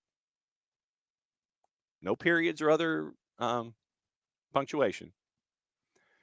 The illegal filming of New Zealand's team practices at the 2024 Paris Olympics using a drone, according to a report summarizing the investigation. And the report is out there, by the way. The drone footage was not viewed by women's national team players, according to the summary of Toronto lawyer Sonia Regenbogen's findings, which were released by Canada Soccer. Like I said, you can go to Canada Soccer's website and you can read the whole blanket thing. Assistant coach Joey Lombardi, remember, was caught by French police after flying a drone twice over New Zealand's practices ahead of the tournament opening match. Canada won it 2-1. Lombardi did not cooperate with Regenbogen's investigation, according to the report she provided to Canada Soccer on November the 5th. Priestman, Mander, and Lombardi all sent home, you'll remember, suspended for a year by FIFA. Priestman, in a statement at the time, through her lawyer, apologized from the bottom of her heart, said she'd cooperate with the federation's investigation. All the coaches' names were redacted in Regenbogen's summary for legal reasons, the federation wrote in a statement. Canada Soccer chief exec Kevin Blue told TSN in an interview yesterday Lombardi has resigned from his coaching position and that Priestman and Mander would not be returning to the organization following their suspensions. Blue declined to discuss the future of other national team coaching staff, including Andy Spence, who took over coaching the women's national team in Priestman's absence. Blue would only say that he's considering additional HR decisions. In a separate note accompanying the summary findings, Canada Soccer wrote, it has identified potential violations of the Federation's Code of Conduct and Ethics involving John Herdman, the former men's national team coach. Herdman was not interviewed by Regenbogen over the past 4 months because of, quote, scheduling issues, according to the note. So John Herdman had scheduling issues. Therefore, he was not a part of the Regenbogen investigation. But you will remember John Herdman, July 26th of this year. John, I have to ask you a question on another topic. As you know, Canada Soccer is in the spotlight for alleged actions at the Olympics. I know you're no longer involved with Canada Soccer, but Kevin Blue today cited a systematic ethical shortcoming. And I wonder if you could tell us how prevalent you think spying is in world football, and during your time as Canada coach, were you a victim of it, or did you take part in it? Yeah, I mean, I arrived back late last night from the Olympics, had the chance to watch my boy play and obviously celebrate that moment with him. And it reminds you again how hard players work to get to that moment, the sacrifices they make with them and their families. It's certainly a big moment. So landing to that news was a surprise and a shock. I think firstly, I'm devastated for the players. I think we have to, moments like this, respect that they've put some work in to be there. I've been a head coach of a team that's competed for medals, won medals, and those players need the spotlight on their talents at this moment in time. This isn't a time to sort of nitpick about scouting at tournaments. I think, whatever's happened, I think Canada Soccer are going to be conducting their internal reviews, which is the right thing to do. I'll be happy to help them with that process for sure, to tell them about the experiences we had in our competitions, etc. But for me, this is about the players. We're really putting spotlight on something that isn't, what this Olympics is about, which is their talent and their moment to shine. And I think the quicker we get back there, the better. I think that's why it is news, though, because it is taking place at the Olympics. I'm just wondering if you can give us your thoughts on how prevalent you think this kind of thing is in world football. Yeah, I think, I'll go through that process with Canada Soccer. I think anything I say now, it's just going to bring more spotlight to this situation. As I say, I'd like the spotlight to be back on our players as quickly as we can. For me, the integrity of the review is important. And if I'm asked to contribute, I'll be there. I think everyone will be aware of situations from, previous coaches, etc., that have been public. I think there's things in the public domain that, these things have happened before. But for me, I'm happy to help Canada Soccer in any way I can. But I would say I just want this to be about the players. I really feel for them. They have a game tomorrow, and knowing what it's like in those environments, there's enough pressure as it is. They just need to be able to focus. Thank you. Thank you. Sorry, but can you say whether or not you had knowledge of or involvement in any type of drone use or spying during your time? Yeah, I mean, I come back to the question, which is, this isn't Olympic Games. It's the biggest event on the planet. It's a sporting event that has massive integrity. And for me, we have to make sure that those things are upheld always. I've always gone into Olympic Games, World Cups, big events with integrity in mind and the ability to compete at the highest level following the rules and processes. So, from my side, as I say, I'll help Canada Soccer where I can with that review. But I'm highly confident that in my time as a head coach at an Olympic Games or World Cup, we've never been involved in any of those activities. I'm highly confident in my time in Olympic Games or World Cups, paraphrasing the rest, that they did not operate in those activities. Notice he didn't say anything about CONCACAF or anything in this hemisphere. Morning, Harry. We did talk Memphis 901. We did mention the Tom Bogert story from GMS. Nothing official from the league or any other source. John Herdman says, no, in Olympic Games or World Cups, I'm confident that they did not operate in those kind of behaviors. Like I said, notice in that quote, he did not mention CONCACAF. He did not mention anything about activity in this hemisphere. He did not mention any activity in that involving anything in this hemisphere. Mentioned Olympic Games, mentioned World Cups. That's it. And I know that I'm parsing a quote. But as he's dancing around it, yes, I'm analyzing it and I'm chopping it up. That was John Herdman back in July when this stuff started to come out first and foremost. So Herdman was not interviewed by Regenbogen because of scheduling issues. Where back in late July, he's like, I want to help out the investigation wherever I can. Being a head coach in Major League Soccer, I'm guessing there was no time on the calendar whatsoever where he could discuss anything with Sonia Regenbogen or her independent review. I'm guessing.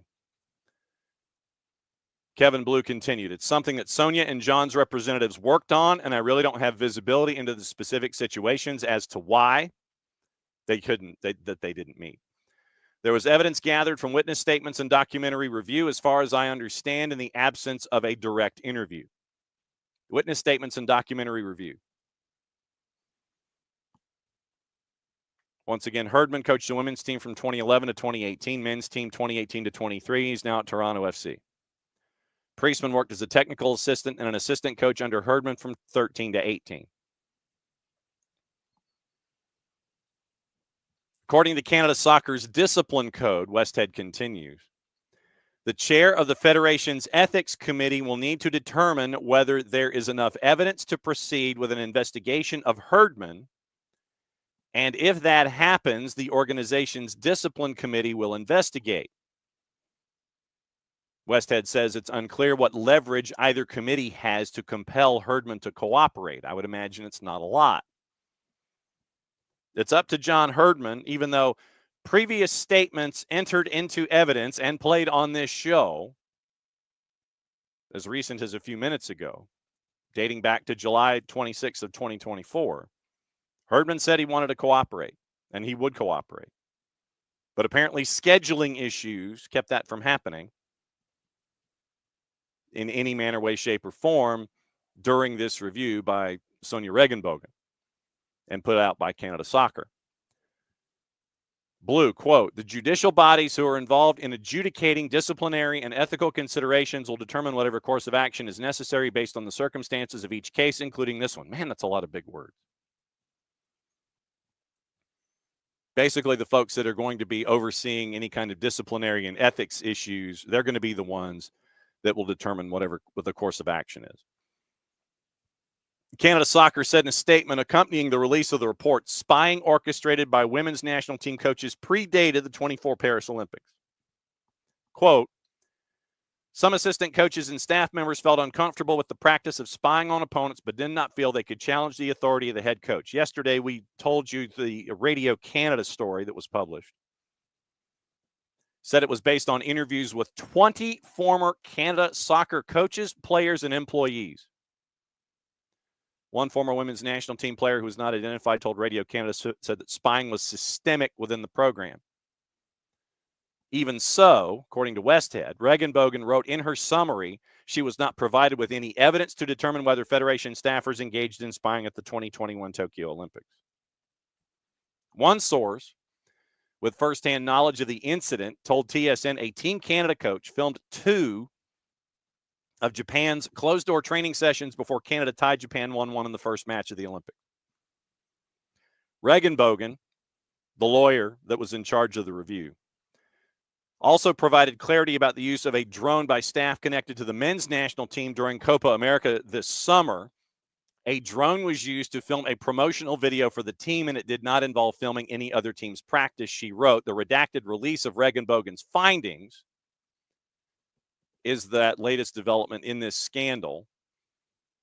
Remember, when Lombardi was arrested, police searched his hotel room, found footage he also filmed in New Zealand's July 20th practice. He told police and FIFA he did not share the footage he filmed with any Team Canada personnel or players because filming was of poor quality. Lombardi was charged with flying an unmanned aircraft in restricted space, pleaded guilty, given an 8-month suspended sentence. Said at the time, Lombardi, that he was solely responsible for the filming and that others within the program were not aware of his actions, a false claim that has now been refuted by Regenbogen's findings.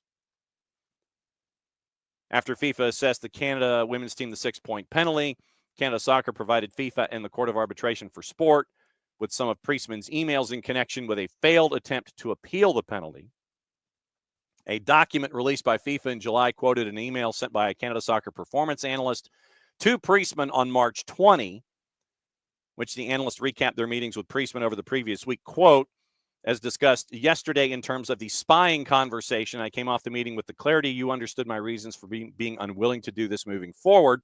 Morally, comma, my own reputation within the analysis field, potentially being unable to fulfill my role on a match day.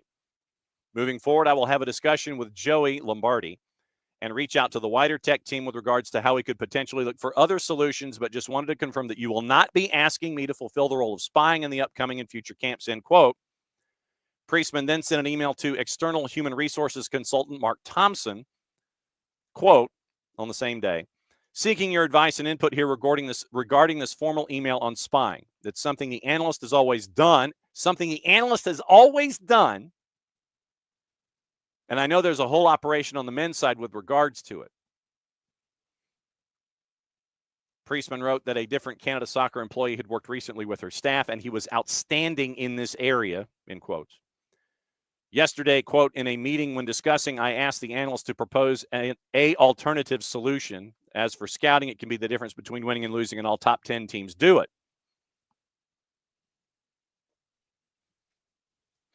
Okay, so apparently all top 10 teams in the world ladder use drones and allegedly used these drones on opponents, according to Priestman at the time in that email. Blue wouldn't say whether others within Canada Soccer, including board members, were copied or aware of the email thread between Priestman and the HR consultant. Potential discipline involving Federation employees will not be made public, according to Kevin Blue, the CEO of Canada Soccer. Blue says, quote, it's evident to me from reading the report that there were certain administrative mistakes made. Everybody who's involved in this situation will be held accountable. The actions that we are going to be taking as far as accountability and HR will be private. Probably to sidebar, probably at the beginning they'll be private. They may not be private for very long. They will certainly reinforce our ethical expectations. They'll be fair. They'll consider the facts of individual situations, other factors like power dynamics, and certainly try to consider whether a matter is an integrity shortcoming and or a job performance mistake. TSN and Westhead previously reported Canada's senior national teams have been allegedly spying on other teams' closed practices since at least 2016. In 2021, before Canada's men's national team played Honduras in a World Cup qualifier in Toronto, the Honduran team stopped a practice early because someone saw a drone overhead. The allegation that Canada was responsible was never proven. A year later, Panama's Football Federation accused Canada Soccer of sending an employee to spy on a closed practice. CONCACAF spokesman Nick Noble confirmed Panama made a complaint, but said the case was dropped because there was no evidence. Source also told TSN Canada Soccer employees used a drone to spy on Costa Rica's closed training before their men's U17 World Cup qualifier at the IMG Academy in Bradenton, Florida, May 12, 2019. Canada beat Costa Rica to advance to the World Cup in Brazil, where Canada did not advance to the knockout stage. So that's the latest with drones in Canada.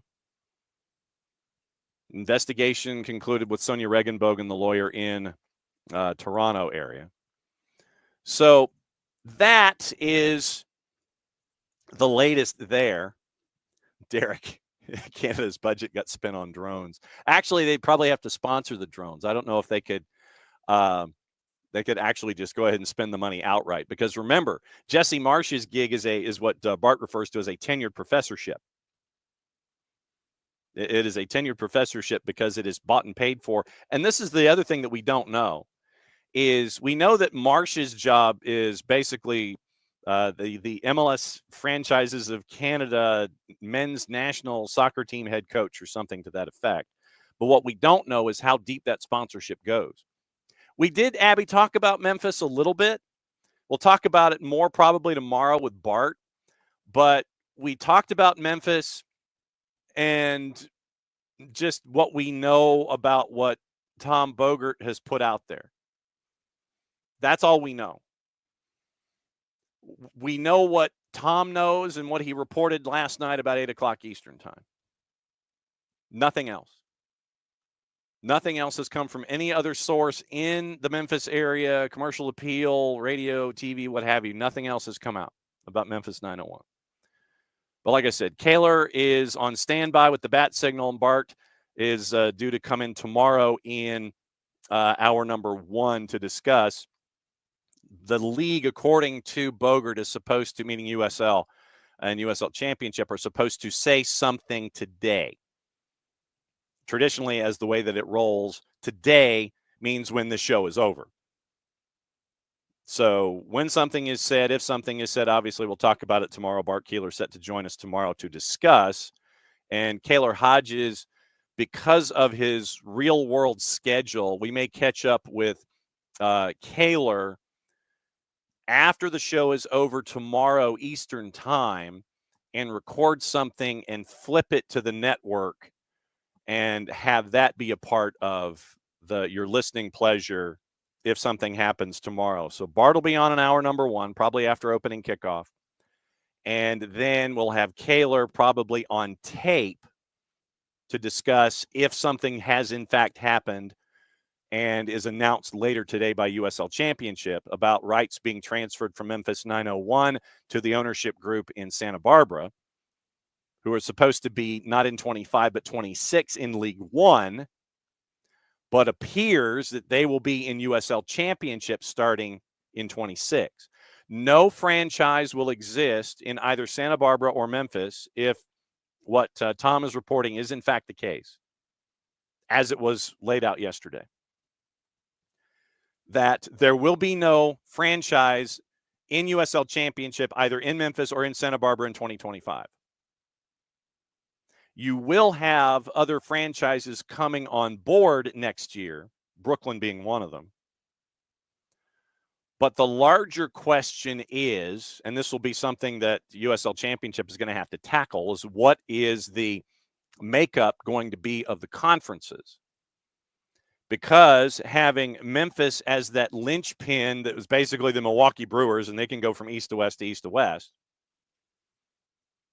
that if Memphis isn't that linchpin, then what are you looking like going forward?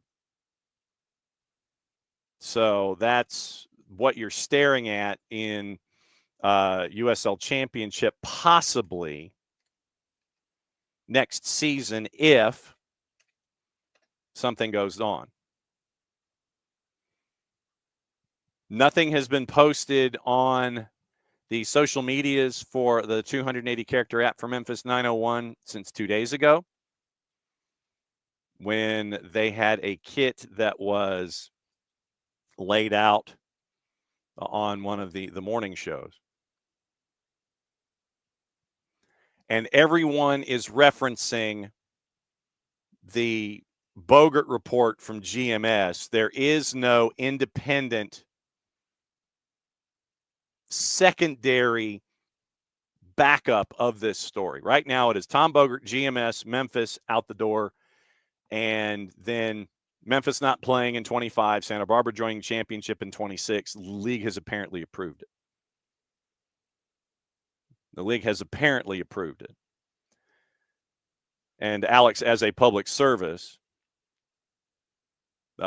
separately from our discussion in hour number 1 about Atlanta and Messi and friends, the Major League Journeyman pod has Brad Gazan catching up with Dax and Dan Gargan, etc. So if you want to catch up on Major League Journeyman, then Dax and Brad and I want to say Alan Gordon are a part of Major League Journeyman. But there is no independent reference outside of GMS. Everything is going back to the GMS story, local media, local television, funneling everything back to what Bogert said. So that is the extent of our knowledge of everything going on in USL Championship. And we'll check with some of our sources and find out what information we can find involving all of that. So that's the information that we have involving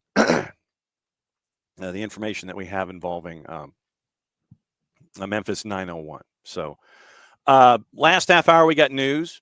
We got news to talk about. We got a lot of stuff to talk about in and around the planet. And so we'll get into all of that this morning. Bruno Fernandes apparently saved a life on a plane.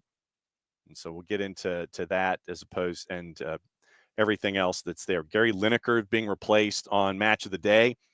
And it looks like that it might be a rotating cast that would be a part of the replacement starting next season with Match of the Day. So Lineker is going to do this season, and that's it. We mentioned the video involving the referee attached to the PGMOL, David Coote, and how he was filmed basically running his thoughts up and down about Jurgen Klopp. And thank you for correcting me in thinking that the 4-letter word that Coote was using was not having to do with a rooster, but rhymed with punt. So I'm guessing that's the direction it went. Ben Rumsby at the Telegraph has now found out who the other individual is. And Rumsby's exclusive says that Ben Kitt, a former cricketer, is being investigated by his employers over the video in which David Coote insults Jurgen Klopp. Now, Coote, once again, he was the Premier League ref who is facing the sack, according to Rumsby, for calling Jurgen Klopp what he called him. He called him a punt, and then he called him effing arrogant. Obviously, he was suspended from his job. And Kitt works for an executive recruitment firm, clients of which reportedly have included Manchester United and Real Madrid. And the 29-year-old who failed to make a first-class appearance for Notts before leaving in 2018 can be seen in the leaked video quizzing Coote about Klopp and Liverpool. Kitt concludes the clip by saying, long story short, Jurgen Klopp is a punt. Liverpool are all effing some kind of ends. They're blanking bookends, and we hate Scousers, end quote. So that's where the video goes. The footage posted in social media on Monday appears to have been filmed in the wake of Liverpool's big win over Aston Villa in October of 2020. So in a statement released to the Telegraph, Forsyth Barnes co-founder Rohil Ahmad said Forsyth Barnes understands the leaked video of David Coote includes one of its employees. This is something we're taking very seriously, and we have suspended Ben on full pay while we investigate further. Although we're still in process of gathering all the facts, we do know for certain that the video was taken some years before Ben became an employee of Forsyth Barnes. In his time with the business, Ben has demonstrated a strong work ethic, dedication to his career, matured considerably, grown into a responsible young man. To protect the integrity of the ongoing investigation, Forsyth Barnes not making any further comments. Spokesman for the firm said Kitt did not wish to comment on the video that has also resulted in Coote being suspended by the PGMOL pending a full investigation by the Football Association, and the FA is launching a separate investigation of their own. Coote will also have no involvement in Nations League fixtures in the coming days. And remember, the video shows Kit asking Coot what he thinks of the Liverpool game earlier when you were fourth official, to which Coot replied, Liverpool were ish. Coot then asks what he thinks of Klopp, to which he answers, punt, absolute punt. Encouraged to explain why, he says, aside from having a right pop at me when I reffed them against Burnley in lockdown, he accused me of lying and then just said, I had a right effing pop at me. And I've got no interest in speaking to someone who's effing arrogant, so I do my best not to speak to him. Goes on to say that Liverpool's vice captain, James Milner, is all right, holds up his mobile phone to reveal a picture of him standing next to the midfielder as he's being brought on as a sub by Klopp in what appears to be Liverpool's 7-2 defeat at Villa. He adds of Klopp, my God, German punt, F me. Second clip, Coot says, like, just to be clear, that effing last video can't go anywhere, seriously. Echoed by Kid, who says he's a Premier League referee. Let's not effing ruin his career. Like, let's face it, we're good blokes, but we can't ruin a bloke's career. We're not that bad. He's also an effing legend. Coot has yet to respond. As we said, when someone in a video clip says, like, just to be clear, that effing last video can't go anywhere, seriously, you know it's going somewhere. You know it is. It is going somewhere. It is absolutely going somewhere. Hey, you can't post this, right? You know you can't post it. Sure. Okay. Good work. Mentioned Bruno Fernandes. Let's turn it to a better story, a far better story. Bruno Fernandes helped a passenger on a medical emergency on an EasyJet flight. James Ducker reports, saving a passenger on an EasyJet flight who was experiencing a medical emergency. A passenger, he was on international duty in Portugal, preparing for a match at home against Poland on Friday, took a flight from Manchester to Lisbon along with Diogo Dalot. Passenger then took ill. It looked like he was passing out before Fernandes stepped in. Passenger on the flight who was on her way back to a web summit on business said, quote, Bruno went to the loo at the back of the plane during the flight, suddenly heard a shout for assistance, which those within hearing distance looked back, including us as we were toward the back. Bruno was holding a gentleman who looked like he was passing out. I don't know if he lost consciousness or not. Someone else had seen the guy passing them looking like he might have been unwell. Members of the crew rushed back to help. There was a spare seat at the back, which Bruno helped the gentleman to sit down on. Stayed at the back with him, made sure he was okay. Might have been about 5 or 10 minutes. And then he made his way back to his seat. But again, very unassuming. He wasn't looking for any attention on himself. Once the crisis was averted, folks asked for pictures with Fernandes. Very unassuming. Unless you knew who he was, you would have never known he was anyone special, if you know what I mean. We were not sure whether to ask him for a selfie because of that. He didn't mention Manchester United at all. When I asked him politely for a selfie as we were leaving the plane, he was absolutely lovely and actually took the selfie himself. I praised him for looking after the ill passenger. Honestly, if you didn't know who he was, you would have just thought he was any other passenger. So, Bruno Fernandes, absolute mensch. Nicely done by Bruno Fernandes on that plane. Well done by him. Also on the news this morning, news and stuff and news. Yesterday, Arsenal's women beat Juve 4-0. Manchester City's women beat Hammarby 2-0 in the Women's Champions League. We mentioned yesterday the idea of the Brighton axing a majority of the scouts in their recruitment overhaul and going with their model of numbers and numerals and chasing after things more analytically than having scouts. But apparently Brighton have felt compelled to axe a majority of their scouts in an overhaul of their recruiting department. So we'll see what happens. We will see what happens there involving them as that continues. A couple of other things involving world football. And I know that this will shock you. Matt Hughes at The Guardian. Apparently, today Gianni Infantino feels virtual because the 2026 World Cup draw is going to be held virtually. Controversy obviously remains over the Saudi bid for 2034. And Infantino obviously was reelected this past year. He's going to avoid any scrutiny of the controversial decision to, and this is the wording from The Guardian, by the way, and Matt Hughes.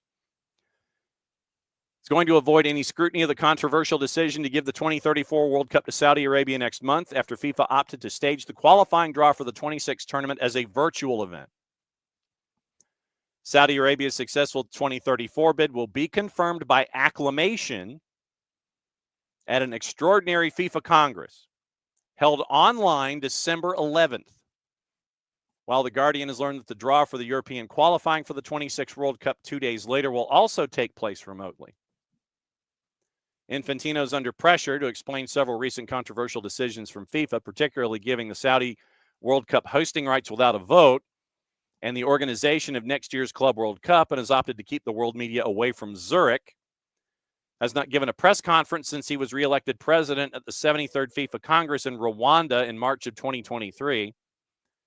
And he refused to speak after this year's Congress in Thailand. European qualifying draw for the World Cup traditionally has been a big event. Putin attended the draw in 2018 for the tournament in Russia that was held in St. Petersburg 3 years earlier. Previous draws also held in the country that would be staging the final. Preliminary draw for the 22 tournament in Qatar was streamed from Zurich in December of 2020. And so you had the world living with COVID restrictions, so that one was somewhat understandable. FIFA appears to have embraced, according to Hughes, the lockdown model, and Europe's coaches have been invited to attend a draw online next month. Several national associations are understood to have expressed surprise at the arrangements as they were expecting to travel to Zurich. Although on this occasion it may suit the FA. Governing body has been criticized for permitting the incoming England manager, Thomas Tuchel, to delay his start date until January. In a change of format, the 55 European teams will be drawn into 7 groups of 5 and 5 groups of 4. Teams drawn in groups of 5 will begin qualifying in March. Smaller groups will not start their campaigns until next September. The 12 group winners qualify automatically for the 48-team World Cup in the U.S., 4 remaining spots determined by playoffs. FIFA declined to comment, although sources in Zurich pointed out that a virtual draw would lead to a significant reduction in air travel and carbon emissions. We'll get into that in a second. More details of the draw are expected to be announced later this week. The extraordinary FIFA Congress, and that's just their wording. It's not just the fact that it is so super flowy that you have to attach the word extraordinary to it. That is what they refer to them as. They're extraordinary congresses. Confirmed the successful joint bid from Morocco, Portugal, and Spain to stage the 2030 tournament. 1 game each to be held in Uruguay, Argentina, and Paraguay in a celebration of the World Cup's centenary. Centenary. So that's the news from the Guardian. And along those lines about carbon emissions and such, this was an interesting sidebar to that. Apparently, Alexander Sefrin has been flying around all over the place, and it is at the against all of his ideas about where he's like, we should keep an eye out for carbon footprints and things like that and not fly as much. Apparently, Alexander Sefrin, when it comes to UEFA events, is more than happy to fly. Speaking of FIFA, they're expected to include Messi and friends among the top seeds for next month's draw for the 32-team Club World Cup next summer. Inter Miami are expected to be given, according to the Times, and Martin Ziegler. And Ziegler is a dude that you don't necessarily want to have as a part of your bylines either. Ziegler says that Messi and friends are expected to be given the A1 slot in the tournament draw as the host nation place. In previous FIFA competitions, men's and women's World Cups, that team has been included among the top seeds and have opened the tournament. FIFA has confirmed Messi and friends will open the tournament, but have yet to announce how it will decide which of the 32 teams, including Manchester City and Chelsea, will be the top 8 seeds. Remember when Messi and friends won the Captain America pie plate for most points ever in a regular season? Gianni Infantino was there, announced that they were going to be in the Club World Cup, and the first match going to be played at Hard Rock. Apparently, Major League Soccer wasn't too fond of that notion that, that FIFA is going to include Messi and friends as a part of the Club World Cup. We wanted it to be at the champion of the league. FIFA to no one's real surprise, I would imagine, if you think about it for more than a half a second, FIFA is going to go for the shiny object for a tournament where they're trying to find TV sponsors. They're trying to sort out issues with the sponsors that they have as legacy sponsors to begin with. And if you didn't think for a second that Team 32 was going to be Messi and friends, regardless of where they finished in the 2024 Major League Soccer postseason, if you thought it was going to be someone else, then you might have been mistaken. Shiny object, new expanded tournament in that country. Yeah, you're going to have it be Messi and friends. That was a no-brainer. And apparently stories that have come out after the fact that Major League Soccer is not too pleased with that notion. Think about it for more than a second. You'll understand the why.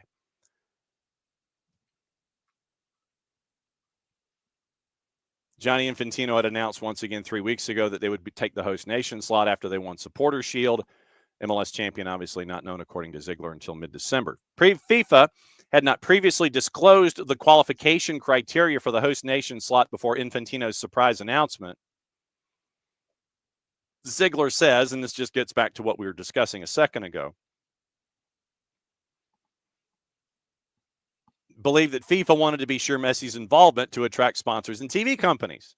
See, I did not read this Ziegler piece all the way down to the bottom, but we are presuming correctly as to what's going on. The governing body is yet to announce who has the broadcast rights for the tournament and didn't want to take the risk that Messi and friends would not be MLS champions. Tournament regulations for the Club World Cup state the seeding will be decided by the, quote, FIFA Council or the relevant committee, which will divide the teams into groups by seeding and drawing lots in public at the draw while taking sporting and geographical factors into consideration as far as possible, end quote, period. That's how it is in the Times. End quote, period. FIFA has not responded as to why it had not previously announced the qualification criteria for the MLS team, but said the regulations were unanimously approved by FIFA's council last month.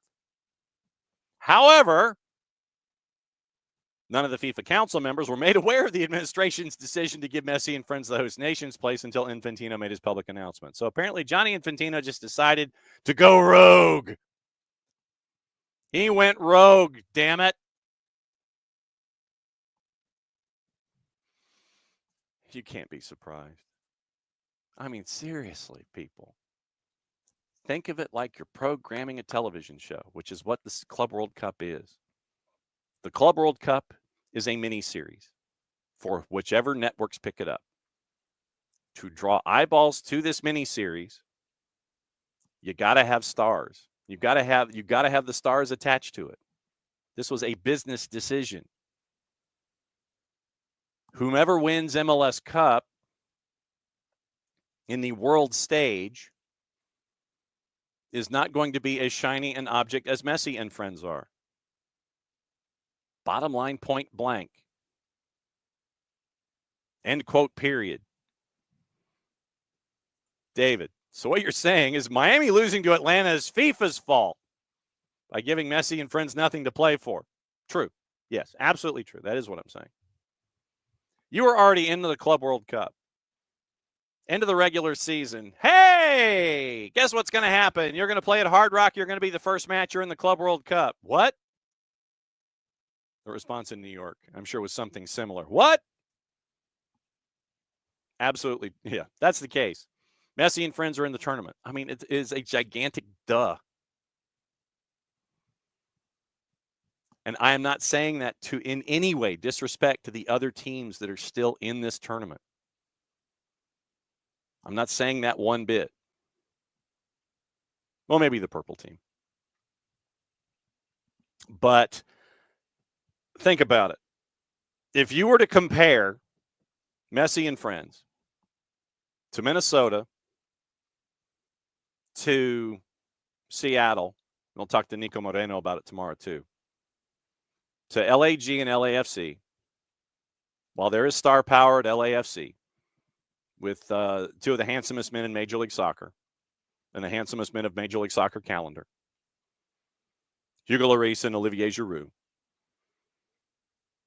Those four, plus Red Bulls, plus NYCFC, plus the Purple Team, plus Atlanta. Take those 8, compare them to Messi and friends in the Gulfstream Galacticos. It is a no-brainer by FIFA or anybody else trying to stage a tournament that is in an expanded format, trying to draw eyeballs to itself. I get it. But apparently Gianni Infantino shocked the world and just dropped it on everybody when he showed up at the Erector set in South Florida at the end of the regular season to break the news to everybody.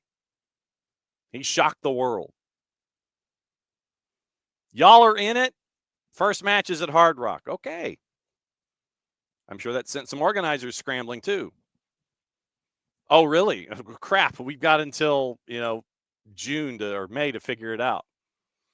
We got 6 months to figure out how to get Hard Rock ready for this tournament. So they got to figure it out between now and then. But no brainer. But yes. Yes, David. Miami losing to Atlanta is FIFA's fault. FIFA already put them in the Club World Cup. So just, we're good. Now we're all right. Even if we're down a lot of roster positions because of folks being injured and everything and not being able to make it through a 3-game series, we're in the Club World Cup. We're all right. It's all good. So let it be said, so let it be done. I mentioned Alexander Sefrin. Matt Lawton, once again, from the Times. Sefrin and other officials flew between German cities and to Ljubljana during the Euro 2024 tournament despite a climate change initiative.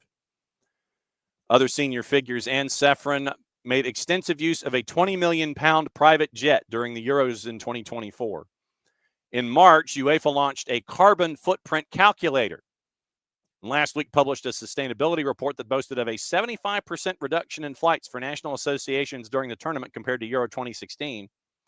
Report also said that 90% of Euro 2024 staff had traveled by public transport within Germany, 90%. The host nation drastically reduced the cost of train travel locally and nationally for the duration of the championship. Well, the report did not reveal, however, according to Matt Lawton, was how Alexander Sefrin and other officials were given access to a privately owned 12-seat Bombardier Challenger 64 jet, with UEFA's Slovenian president using it to make trips home to Ljubljana during the tournament as well as between German cities for matches. Picture taken. Tailwind ident D-AAAX. Times can reveal that aircraft made 16 flights between June 15 and July 9, with the jet undertaking a 14-minute journey between Dusseldorf and Dortmund on June 18, when the 48-mile trip can be completed by car in less than an hour. Spokesman for UEFA has said that Sefrin completed that particular journey in an electric car provided by one of the tournament sponsors, moving from his principal tournament hotel in Dusseldorf to attend the Turkey-Georgia match in Dortmund that evening. At 9 p.m. on the same day, however, the jet then traveled from Dortmund to Stuttgart, a flight time of 38 minutes, where Sefrin watched Germany defeat Hungary the following evening. On 3 occasions during the tournament, the jet flew back to Sefrin's home in the city of Ljubljana.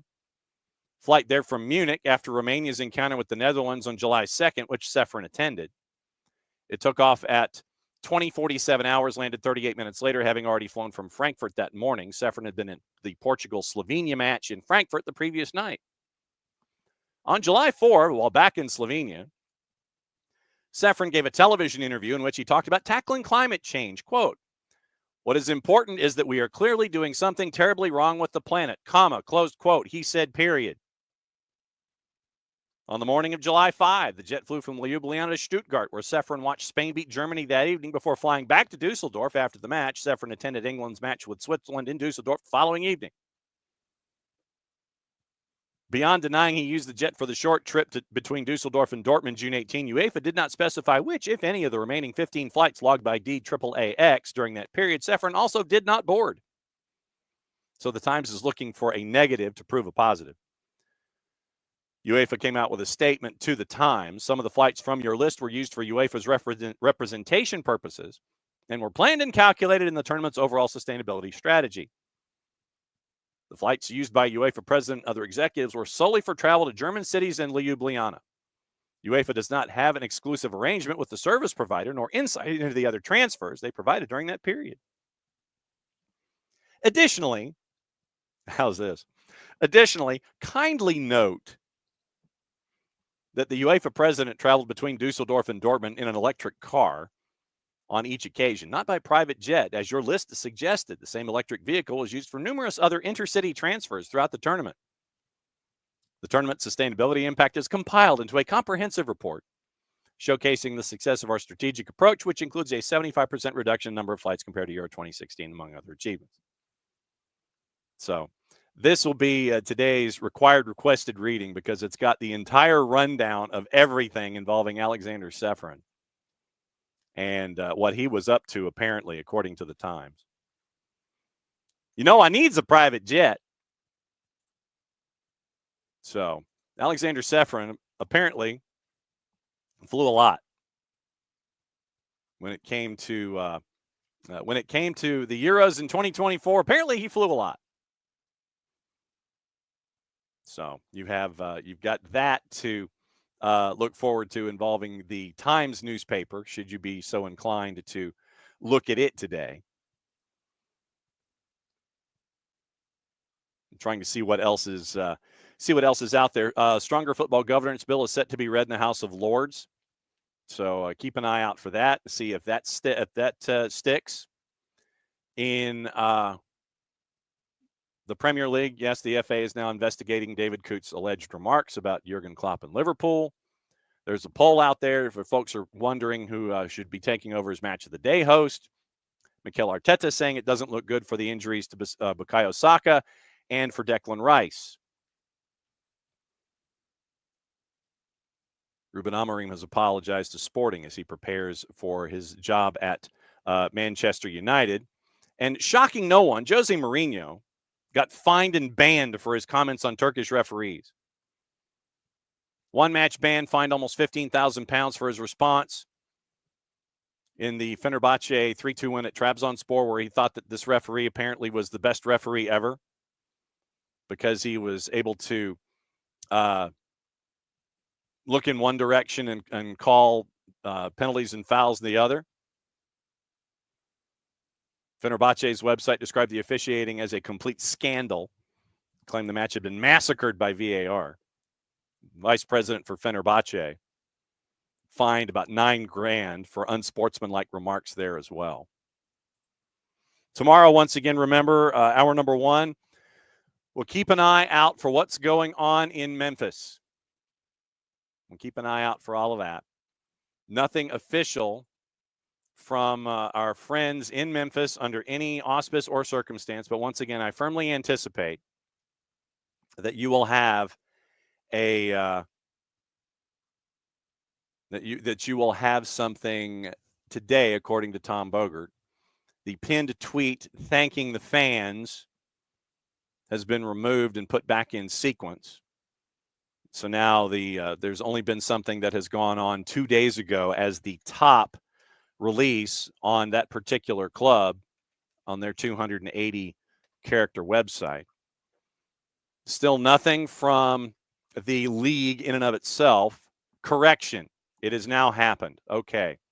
We got to get breaking news before we get out of here. It is now officially official. So we'll hit the music sounder, and then we'll get into what to watch, where to watch it, how to watch it. We'll get into all of that, but here we go.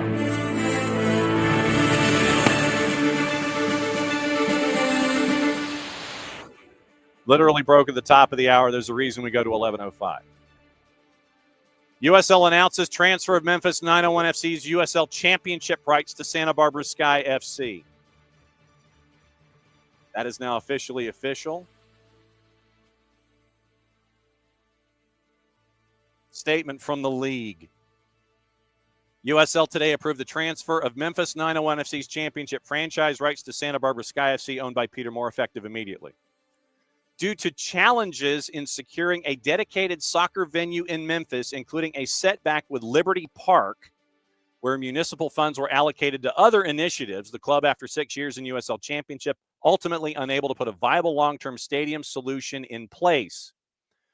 As a result, the franchise rights have been transferred to Santa Barbara's Sky FC, which will begin playing USL Championship in 2026. Justin Papadakis.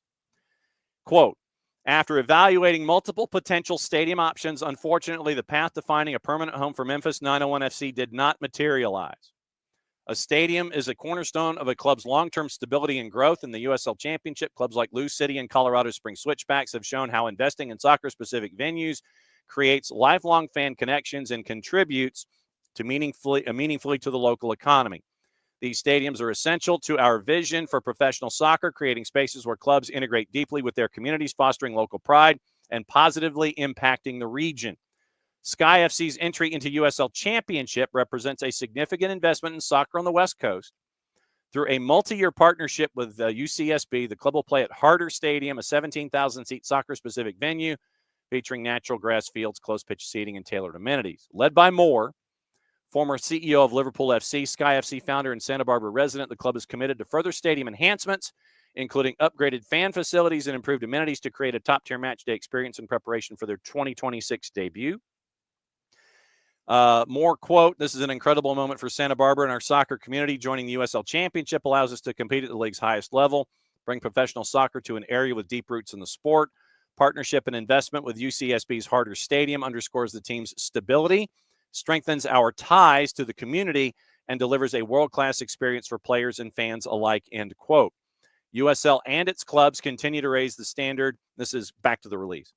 USL and its clubs continue to raise the standard of the league with the development of new soccer-specific stadia across the country. They mention Lexington. They mention Rhode Island. They mention Sacramento. Other USL Championship clubs, including New Mexico United and Detroit City, are also advancing stadium projects. So, officially official as of 7 minutes ago, Santa Barbara Sky in 2026 will be in USL Championship. So, obviously, this means that tomorrow morning we will have Bart on to discuss. We will tape something with Kaylor Hodges around noon Eastern time to discuss. Next year, then, what this means is that USL Championship is going to have a rather interesting layout when it comes to their clubs.